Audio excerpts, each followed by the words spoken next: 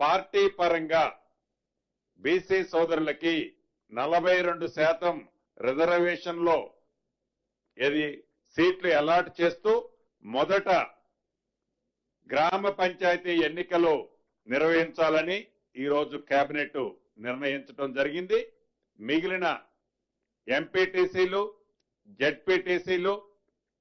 అదే రకంగా మున్సిపల్ కార్పొరేషన్లు అన్నీ కూడా కోర్టులో ఒక కంక్లూజన్ వచ్చిన తర్వాతనే వాటిని నిర్ణయం తీసుకోవాలని కూడా ఈరోజు రాష్ట్ర కేబినెట్ లో సుదీర్ఘంగా చర్చించిన తర్వాత రాష్ట్రానికి కేంద్రం నుంచి రావాల్సిన సుమారు 3,000 కోట్లు గడిచిన 2 సంవత్సరాల నుంచి ఏవైతే ఉన్నాయో అవి కూడా యాజ్ పర్ నామ్స్ ప్రకారం మార్చితో ల్యాబ్స్ అయిపోతున్న కారణంగా రాష్ట్రానికి రావాల్సిన 3,000 కోట్లు ల్యాబ్స్ చేసుకోవటం ఇష్టం లేక స్థానిక సంస్థలు ఓన్లీ గ్రామ పంచాయతీ ఎన్నికలు పెట్టాలని ఈరోజు కేబినెట్ నిర్ణయం